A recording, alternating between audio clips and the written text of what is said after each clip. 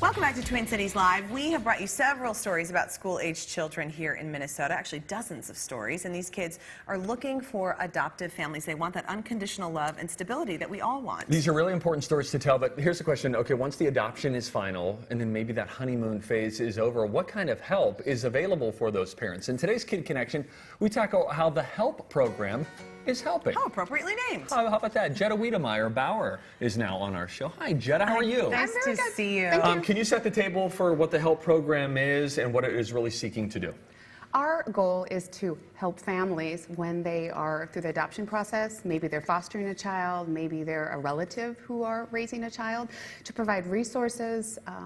We provide financial resources for training, education, a mental health therapist, and we work with families to find resources that may be in their own, in Moorhead, in Mankato, across the state, because it's different here in the Twin Cities versus greater Minnesota. Yeah, no kidding. What I think is so incredible is you were telling us just before we came on the air that Minnesota is really at the forefront of this, that we have a program that other states are looking to. And anytime we can be even more proud of where we're from, we like to just take that horn and toot it, right? Yeah. And so what does that mean? It means that we are able to say to adoptive families, we've got your back. We're there for you when things get tough. Right. You know, any day in Minnesota, we have over 10,000 kids in the system. And today we are looking for homes for 820 kids. When we finalize or when families are in the foster care system, they're struggling because our children typically see trauma. Yeah. They see adverse childhood effects. And sometimes parenting my kid and my neighbor's kid, the same age, same everything the same, it's different. And families just need a phone line to call. It's a warm line to say, I'm struggling and I need help. So let me ask you about that. Let's talk about post-adoption. What are some of the common phone calls that you get from adoptive parents? I've just adopted internationally, or I've just adopted here in the Twin Cities, and the child doesn't look or feel like me. Maybe it's a different race or culture. And how do I do that? Where do I find resources? Do we have parent support groups where I can talk to other families who are like me?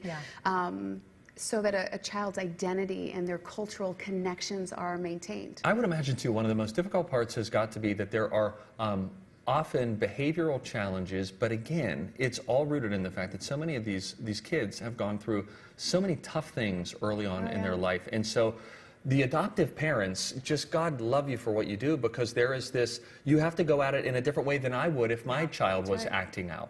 One of the important things that many people don't understand is that even though we go into adoption and we celebrate that and we know that it's in the child's best interest for safety and well-being, before you get there, there's a loss. Yeah. I've lost my parent, my grandparent, my toys, my school, everything I've known. Yeah. And so at the very forefront of adoption, whether we as adults say it's in your best interest, kids internalize that it's a 5-year-old or a 15-year-old.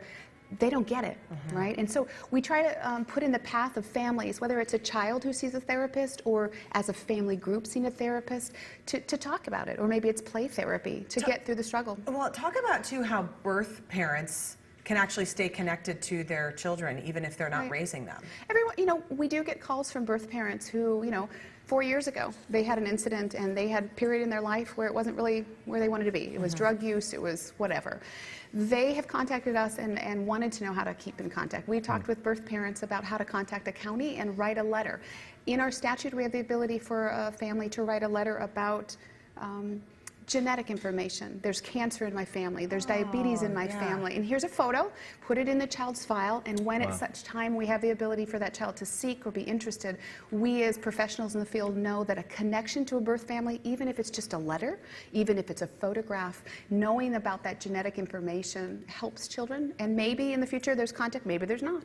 Maybe it's not safe. But birth families do reach out, and we can connect them with therapists in their network too. Financially, we don't provide assistance with that, but having someone who understands trauma and understands adoption and the foster care system is very different than just going through the yellow pages or Googling to find someone. Yeah, totally. We work with about 180 therapists around the state who get it. Let me ask you this very quickly before we run out of time. For families out there who might be thinking about fostering, but maybe they've got some concerns about what will that support look like, let me ask you, what does the support look like for foster families? We'll be able to drill down with families and talk about loss with therapists on the phone. We might be able to provide information about what school looks like in terms of IEPs, individual education plans.